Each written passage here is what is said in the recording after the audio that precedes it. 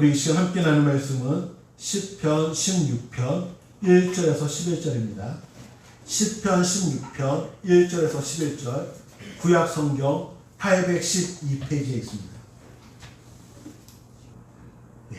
제가 먼저 1절 읽겠습니다. 우리 한 절씩 기록합니다. 하나님이여 나를 지켜 주소서. 내가 주께 피하나이다. 내가 여호와께 아뢰되 주는 나의 주님이시오니 주밖에는 나의 복이 없다 하였나이다. 땅에 있는 성도들은 존귀한 자들이니 나의 모든 즐거움이 그들에게 있도다. 다른 신에게 예물을 드리는 자는 괴로움이 더할 것이라. 나는 그들이 드리는 피의 전제를 드리지 아니하며 내 입술로 그 이름도 부르지 아니하리로다. 여호와는 나의 산업가 나의 자네의 소득이시니 나의 분깃을 지키시나이다. 내게 줄로 재어준 구역은 아름다운 곳에 있으며 나의 기업이 실로 아름답도다. 나를 훈계하신 여호와를 송축할지라. 밤마다 내 양심이 나를 교훈하도다. 내가 여호와를 항상 내 앞에 모시며 그가 나의 오른쪽에 계심으로 내가 흔들리지 아니하리라. 이러므로 나의 마음이 기쁘고 나의 영도 즐거워하며 내 육체도 안전히 살리니 이는 주께서 내 영혼을 수월에 버리지 아니하시며 주의 거룩한 자를 멸망시키지 아니하시리라. 우리 11절 함께 있습니다. 주께서 생명의 길을 내게 보이시니 주의 앞에는 충만한 기쁨이 있고 주의 오른쪽에는 영원한 즐거움이 있나이다. 아멘. 여기 좌우에 계신 분들, 앞뒤에 계신 분들과 우리 사랑합니다 인사하겠습니다. 네, 사랑합니다. 사랑합니다. 이야기를 먼저 하나 들려드리면서 설교를 시작하려고 합니다. 네, 제목은 모래와 돌이라는 이야기입니다. 두 사람이 사막의 길을 걸어가고 있습니다. 그런데 함께 가다가 여행 중에 문제가 생겨서 서로 다투게 됩니다. 다투다가 한 사람이 다른 한 사람의 뺨을 때립니다. 뺨을 맞는다는 거 상당히 기분이 나쁘죠. 그런데 뺨을 맞는 사람이 자신 반대 그 사람을 때리는 것이 아니라 아무 말도 하지 않습니다. 그리고 모래에 이렇게 적습니다. 오늘 나의 가장 친한 친구가 뺨을 때렸다. 둘의 분위기는 약간 좀 좋지가 않죠. 그래서 이 둘은 말없이 서로 걸어갑니다. 계속해서 걸어가다가 둘은 오아시스에 도착하게 됩니다. 그곳에서 둘이 같이 목욕을 하게 됩니다. 그런데 뺨을 맞았던 친구가 목욕을 하다가 늪에 빠지게 됩니다. 이때 뺨을 때렸던 친구가 그 친구 옆으로 가서 그를 구해줍니다. 늪에서 빠져나온 친구는 이번에는 돌에다 이렇게 새깁니다. 오늘 나의 가장 친한 친구가 내 생명을 구해주었다. 한 친구를 때리기도 했고 한 친구를 구해주기도 했던 친구가 의아해서 물어보죠. 내가 너를 때렸을 때는 모래라 적었는데 내가 너를 구해준 후에는 왜 돌에다 적었니? 물어봅니다. 이때 친구가 대답합니다. 누군가 우리를 괴롭혔을 때에는 그 사실을 모래에 적어야 해. 용서의 바람이 불어와 그것을 지워버릴 수 있도록. 그러나 누군가 우리에게 좋은 일을 했을 때에는 그 사실을 좋은 돌에 기록해야 돼. 그래야 바람이 불어와도 영원히 지워지지 않을 테니까. 원수는 물의 색이고 은혜는 돌의 색이라는 속담이 생각나게 하는 그런 이야기였습니다. 오늘 본문은 다윗의 믹담입니다. 믹담이란 무엇인가? 바로 돌판과 같은 데에다 철필로 일일이 글자 하나하나를 새겨놓은 시 또는 기도를 말합니다. 어떠한 모습을 생각하면 되는가 하면 우리가 영화 같은 데 보면 십계명을 하나님께서 주셨을 때 그 돌판에 글이 새겨져 있는 모습이 나오기도 하고요. 또한 역사를 좋아하시는 분은 광개토 대왕 능비를 생각하면 큰 돌 위에 글씨가 적혀있는 그런 것을 보기도 합니다. 우리가 쉽게 발견할 수 있는 것은 우리가 묘지에 가면 이렇게 묘석에 글씨가 이렇게 새겨져 있는 것처럼 이렇게 새겨진 것을 생각하면 됩니다.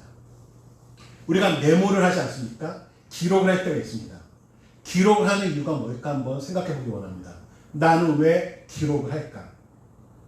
우리가 기록을 하는 이유는 크게 두 가지입니다. 첫 번째는 다른 사람에게 전하기 위해서, 기록을 통해서 다른 사람에게 전해주기 위해서 기록을 하기도 합니다.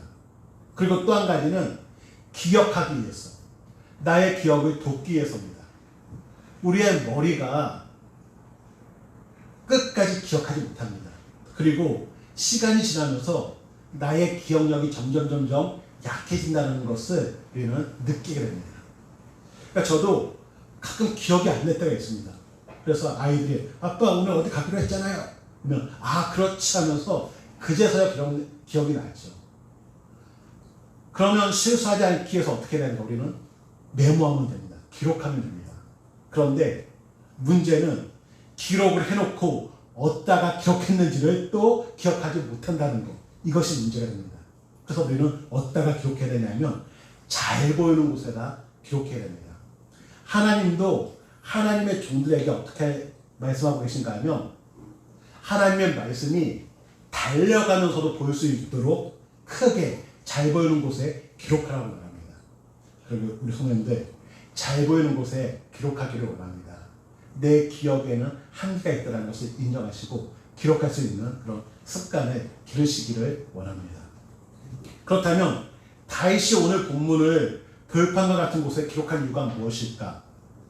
첫 번째는 오랫동안 이 내용을 다른 사람들에게 전하기 위해서, 다른 많은 사람들이 이 기록을 볼 수 있도록 다윗은 돌판에다 기록했습니다.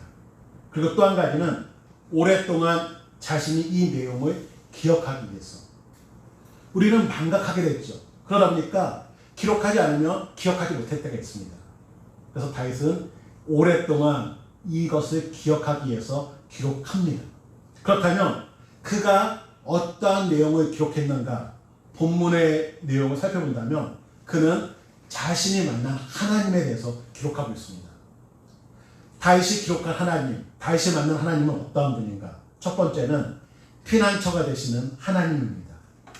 우리가 살다 보면 어려운 일을 많이 당하게 됩니다. 우리 어르신들 지금까지 살아오면서 많은 어려움이 있으셨죠? 예. 정말 내일이 보이지 않을 정도의 캄캄한 어려움이 있었을 때도 있습니다. 고난이 있었을 때도 있습니다. 정말 동굴처럼 시간이 지나면 점점 더 어두워지는 그런 일도 경험했을 겁니다. 다윗도 우리와 비슷합니다. 아니 다윗은 우리보다 더 큰 어려움을 경험했던 사람입니다. 어쩌면 인간의 힘으로는 감당하기 힘든 그 많은 어려움을 겪은 사람이 바로 다윗입니다. 때로는 다윗도 우리처럼 사람을 기댄 적이 있습니다. 사울이 많은 병사를 데리고 자신을 죽이려고 했을 때 그는 여기 있으면 안 되겠구나 해서 가드와 아기스에게 도망을 갑니다. 사람에게 기대면 괜찮겠지라고 생각했지만 얼마 지나지 않아서 생명의 위험을 또한 느끼게 됩니다. 자신의 생명을 보호하기 위해서 그는 침을 줄줄 흘리면서 미친 척 하는 모습으로 나타납니다. 그리고 또 후에는 이스라엘과 블레셋과 전쟁을 치르게 되는데 그때 오히려 적군에 서서 이스라엘과 싸우게 될 수 있는 그런 위기에 처하게 됩니다. 좀 쉽게 설명을 한다면 우리나라에 있는데 위험을 당하게 되니까 일본으로 도망갔습니다. 그런데 일본과 한국이 전쟁을 치른다. 이때 일본 편에 서서 우리나라와 전쟁을 치르게 되는, 같은 민족을 죽이게 되는 그런 상황에 빠진 겁니다. 이때 하나님의 도우심으로 말미암아 다윗은 전쟁을 치르지 않도록, 전쟁에 나가지 않도록 하나님께서 보호를 해주십니다. 이때 다윗은 느끼죠. 하나님이 아닌 다른 곳에 피하거나 다른 것을 의지하면 잠깐 그 순간의 위기는 모면할 수 있지만 더 큰 어려움이 올 수밖에 없다. 그래서 내가 피할 곳은, 내가 의지할 분은 하나님밖에 없다는 것을 그는 깨닫게 됩니다. 반복되는 경험을 통해서 다윗은 하나님에 대한 확신, 나의 피난처는 하나님이시다. 이것을 완전히 깨닫게 됩니다. 그래서 다윗은 이렇게 고백하죠. 하나님은 나의 산성입니다. 하나님은 나의 요새입니다. 하나님은 나의 피할 바위시요 나의 방패라고 고백합니다. 피한다는 것은 우리가 안전하다, 그리고 믿고 의지한다라는 의미가 같이 들어있습니다. 아이들이 피할 때 어디로 피할까요? 안전한 곳으로 피합니다. 믿을 만한 곳으로 피합니다. 누군가 나를 때리려고 하면 누구한테 피해요? 가장 믿을 만한 사람에게 피하죠. 저는 어렸을 때 형님한테 혼날까봐 피합니다. 누구한테 피했을까요? 엄마나 아빠에 가서 피하죠. 왜냐하면 엄마나 아빠한테 가면 안전하다, 엄마 아빠는 나를 구해줄 수 있다라는 그런 믿음이 있기 때문에 엄마나 아빠에 가서 피하는 겁니다. 엄마 아빠 뒤에 딱 숨어 있는 거죠. 제가 형한테 혼날 때 누나한테 가서 피하진 않았습니다. 왜요? 누나한테 가서 피해봐야 아무런 의미가 없기 때문에, 안전하지 않기 때문에. 그래서 피한다는 것은 안전하다, 믿고 의지할 만한 분이다라는 의미가 있습니다. 다윗은 하나님은 믿고 의지할 만한 분이십니다. 하나님은 안전하신 분입니다. 안전하게 해주시는 분입니다. 그래서 다윗은 하나님은 나의 피난처라고 이렇게 고백을 합니다. 두 번째는 다윗은 하나님에 대해서 어떻게 고백하는가 하면 하나님은 나의 주인이 되신다라고 고백을 합니다. 다윗은 하나님과 자신의 관계를 주인과 종의 관계로 말하고, 이 종이라는 것은 나는 하나님의 소유물이라는 의미가 있습니다. 당시 종들은 주인의 소유물이었죠. 다윗이 스스로 자신이 하나님의 종이요 소유물이라고 자처한 이유가 무엇일까? 하나님이 자신의 주인이라고 고백한 이유가 무엇일까? 한번 생각해 보게 됩니다. 신명기 21장에 보면 이러한 내용이 나옵니다. 하나님은 같은 히브리인들을 종으로 삼는 것을 원하지 않았습니다. 이스라엘 백성이 바벨론 포로로 갔다가 돌아왔을 때 돈 있는 사람들, 뭔가 힘 있는 권력 있는 사람들이 같은 히브리 사람들을 종으로 사용함으로 말미암아 느헤미야가 질책했던 일도 있습니다. 이스라엘 사람들이 다른 이스라엘 사람들의 종이 되는 이유는 경제적인 문제가 가장 큽니다. 가뭄이 들게 되고 경제적인 어려움이 있음으로 말미암아 집을 팔고 땅을 팔게 됩니다. 집도 팔고 땅을 팔았음에도 불구하고 식량이 필요하다. 그렇다면 결국은 어떻게 되냐면 자신의 자녀를 종으로 보내기도 합니다. 또는 본인이 종이 되어서 그 사람 집에서 일하기도 하죠. 히브리 사람들은 종이 될 경우 6년 동안 일하게 되어 있고 7년째 안식년이 될 때는 종으로부터 자유함을 얻게 됩니다.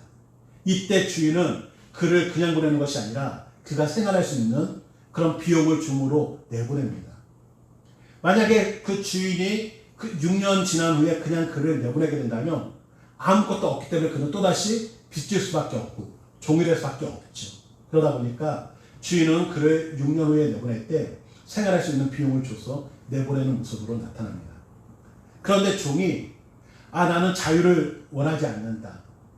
나는 그냥 우리 주인하고 계속 함께 살고 싶다. 평생 이 주인하고 살고 싶다라는 마음이 들 때가 있습니다. 주인이 너무나 좋을 때. 주인이 너무 좋으면 굳이 밖에 나가서 사는 게 아니라 주인과 함께하고 싶겠죠. 이럴 때 이 주인은 이 종을 데리고 재판관에게 가서 바로 그의 문이나 문설주에 서게 하고 그 귀를 뚫게 합니다. 그러면 그 뚫린 귀는 어떤 것을 의미하냐면 나는 당신의 평생 종이 되겠다라는 그런 의미로 귀를 뚫게 됩니다. 그래서 우리 성도님들 함부로 귀걸이 선물하지 않기 바랍니다. 또 함부로 귀걸이 받지 않기 바랍니다. 예.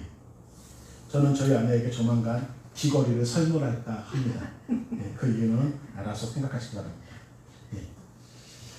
다윗은 하나님을 주인으로 모시는 삶이 어떠한지를 알았죠.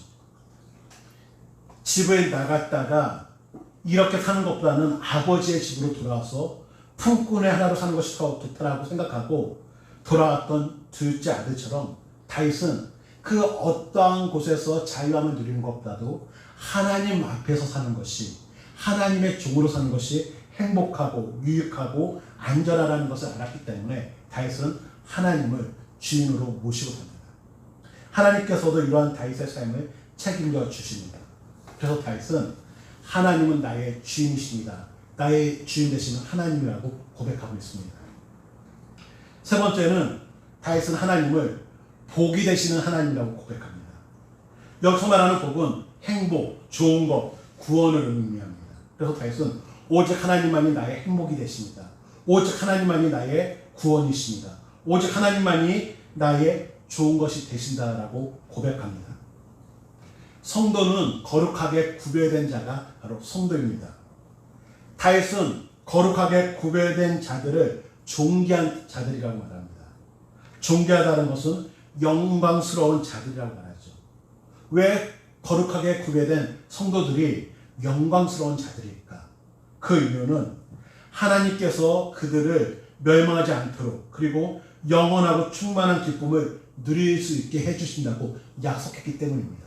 그래서 다윗도 이렇게 고백을 합니다. 우리 3절에 보면요. 땅에 있는 성도들은 존귀한 자들이니 나의 모든 즐거움이 그들에게 있도다. 성도들은 존귀한 자들이다. 영원한 행복을 누릴 자들이다. 나의 모든 즐거움도 그들에게 있다. 나의 모든 즐거움도 그들에게 있다라는 것은 무엇인가 하면 나도 이 세상을 살 동안 성도들과 함께 성도의 삶을 사는 것이 나의 소원이다라고 다윗도 고백하는 겁니다. 하나님의 백성으로 사는 것, 하나님의 성도로 사는 것, 다윗은 이것이 행복이요, 이것이 좋은 것이라는 것을 알았기에 그는 복이 되시는 하나님을 고백합니다. 또한 다윗은 하나님을 훈계와 교훈하시는 하나님으로 말합니다.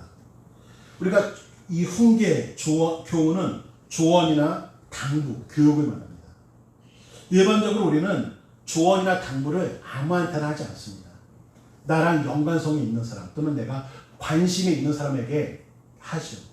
내가 만약에 이 사람에게 관심이 있다면 저 사람이 잘 될 수 있도록 당부도 하고 조언도 해줍니다.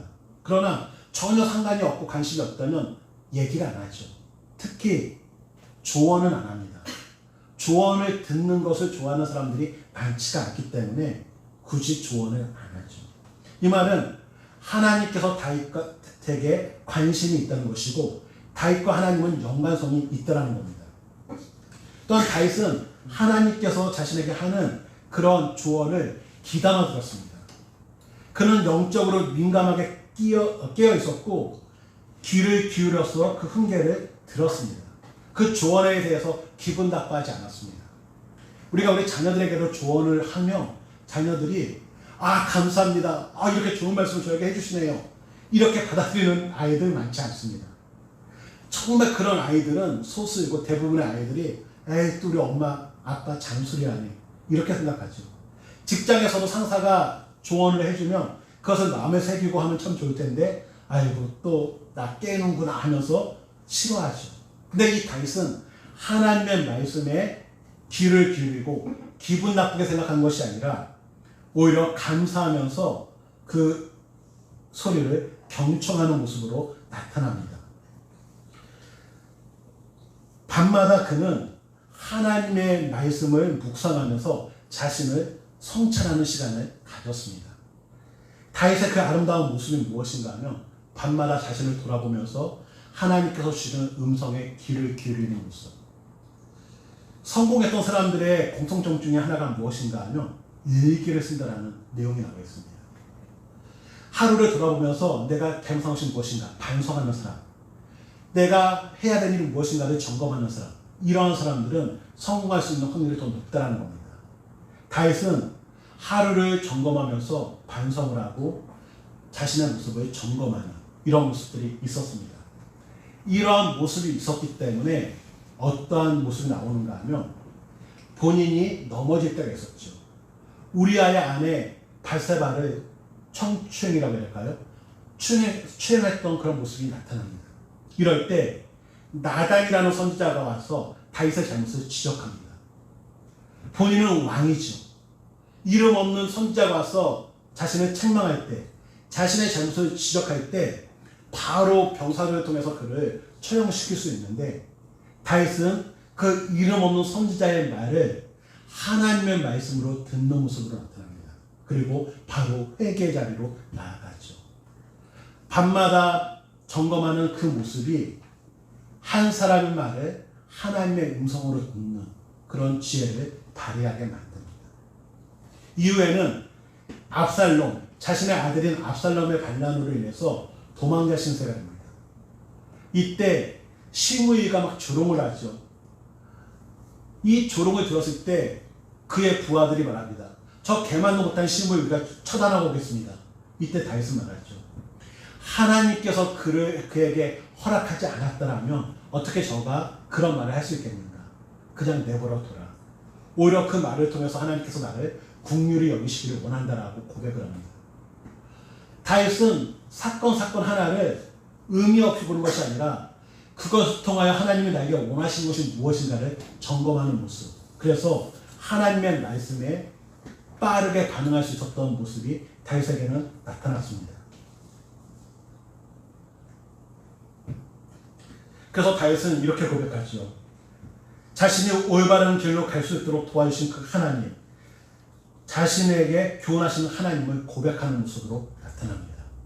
우리 하나님께서도 우리에게 교훈하시는 하나님인 줄 믿습니다. 다윗은 이런 하나님을 경험했기 때문에 내가 다른 신에게 예물을 드리지 않는다라고 말합니다. 예물을 드린다는 것은 내가 그 신에 따라간다, 섬긴다라는 의미가 있는데 나는 다른 신을 섬기지 않겠다.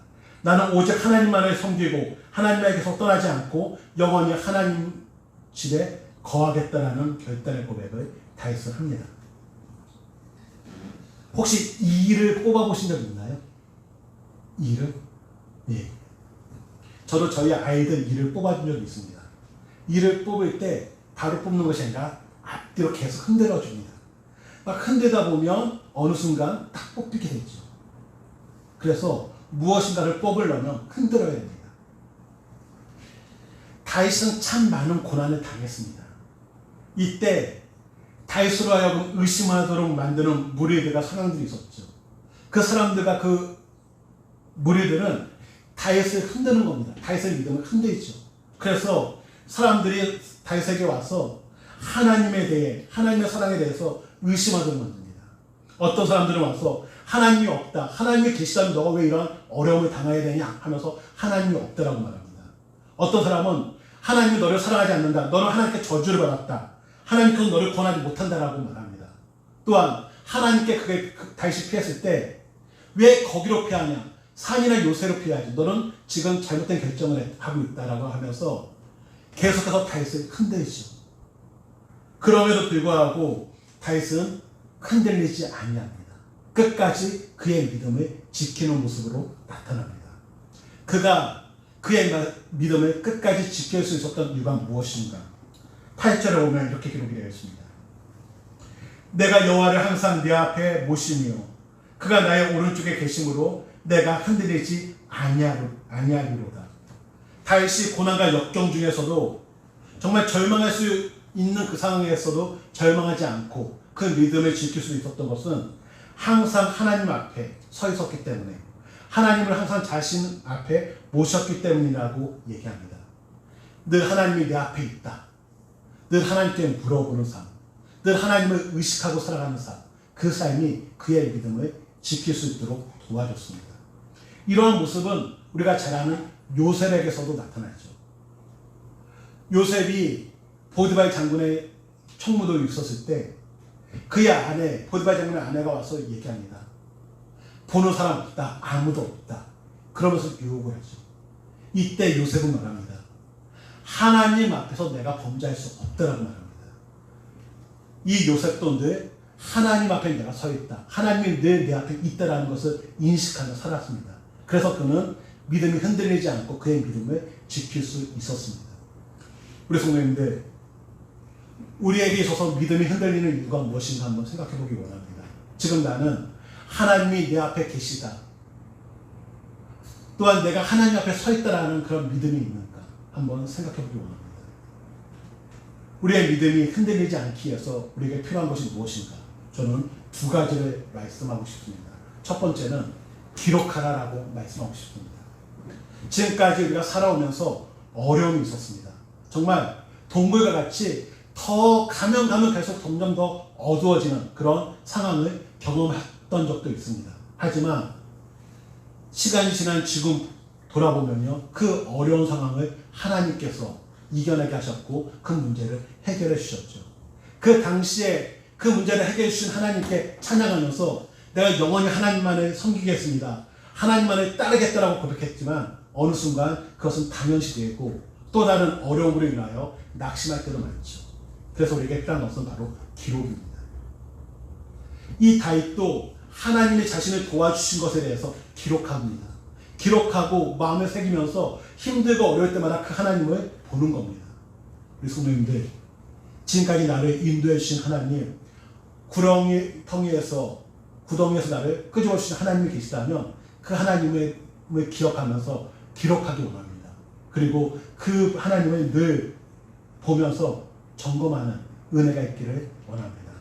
또 한 가지는 바로 밤마다 그가 점검한 것처럼 점검의 힘이 중요합니다. 때로는 우리는 있겠지, 괜찮겠지, 내 믿음 좋겠지, 이겨낼 수 있겠지라고 착각할 때가 있습니다. 예수님의 부모님이 예수님을 데리고 6월절 예식을 지키러 예루살렘으로 갑니다. 당시 예수님의 나이는 12살, 초등학교 6학년이라고 생각하면 됩니다. 그리고 그 예식을 끝나고 집으로 돌아오는데 당연히 예수가 따라오겠지라고 생각하고 그냥 갑니다. 하루길을 지나고 봤을 때 예수가 없으니까 다시 돌아가야겠다 해갖고 다시 돌아갑니다. 우리가 이러한 우를 범할 때가 많죠.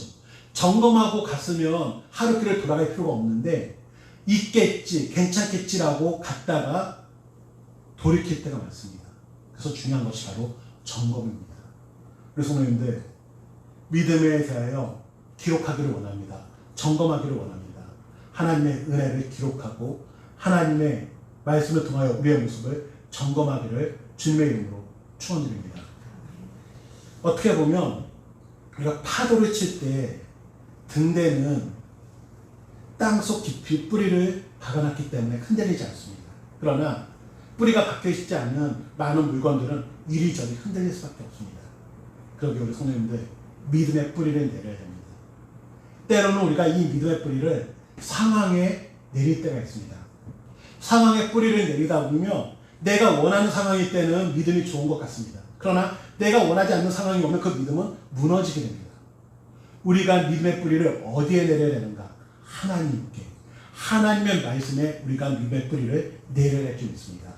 하나님께, 하나님의 말씀에 믿음의 뿌리를 내리는 분들은 흔들리거나 뽑히지 않을 줄 믿습니다. 때로는 흔들릴지라도 바르게 굳건하게 다시 서게 될 줄 믿습니다.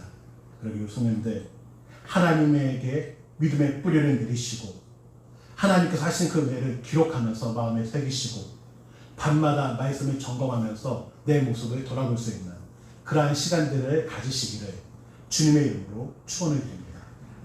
이 시간 우리 같이 한번 찬양하고 싶은 곡이 있는데 다윗의 고백이죠. 나의 힘이 되신 여호와. 우리 이 찬양 들으면서 하나님께서는 나의 힘이 되십니다. 생명 되십니다. 지금까지 나를 인도해 주신 하나님에 대하여 같이 한번 고백하는 시간 갖겠습니다.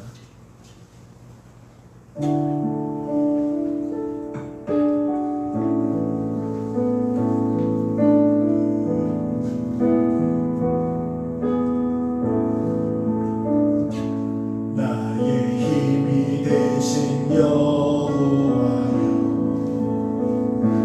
내가 주님을 사랑합니다.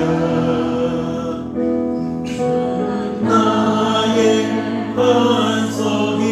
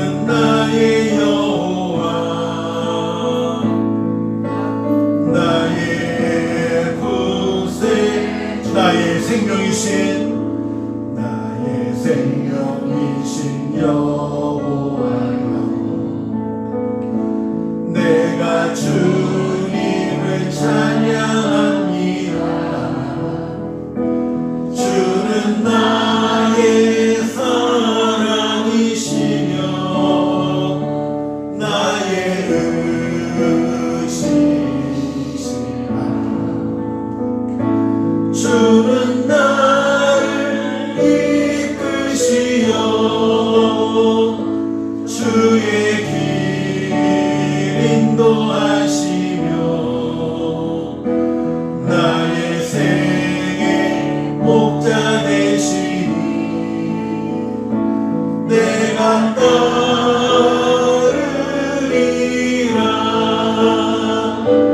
나의 하나님, 나의 하나님, 생명의 면류관으로 내게 씌우소. 나의 하나님, 나의 하나님,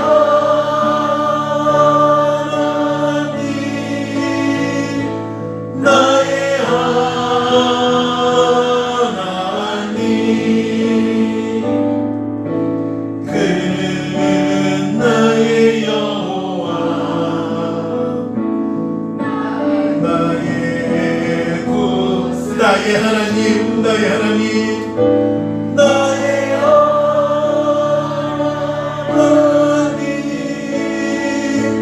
나의 하나님, 그는 나의 여호와, 나의 구세주. 우리가 살아오면서 참 많은 어려움이 있었지만 하나님께서는 터널처럼 그 어둠에서 벗어나서 밝은 빛으로 인도해 주신 줄 믿습니다. 우리가 그 하나님을 경험했을 때 얼마나 감사했습니까? 얼마나 감격이 있었습니까? 그런데 그것을 기록하지 않고 있다 보니까 그 하나님을 망각하고 기억하지 못하고 조금의 어려움만 오면 하나님 우리 하나님을 찾으면 되는데 다른 것을 찾거나 의지하고 있지 않습니까? 이 시간을 함께 기도하기 원하는 것은 하나님, 이제는 내가 하나님의 은혜를 기록하겠습니다. 마음에 새기겠습니다. 또 이제는 나의 모습을 점검하겠습니다. 하나님께 믿음의 뿌리를 잘 내려서 흔들리지 아니하고 정말 끝까지 하나님을 섬기며 의지하며 동행하고 싶습니다. 하나님의 도우심을 구하는 그러한 기도를 같이 하는 시간 갖겠습니다. 같이 한번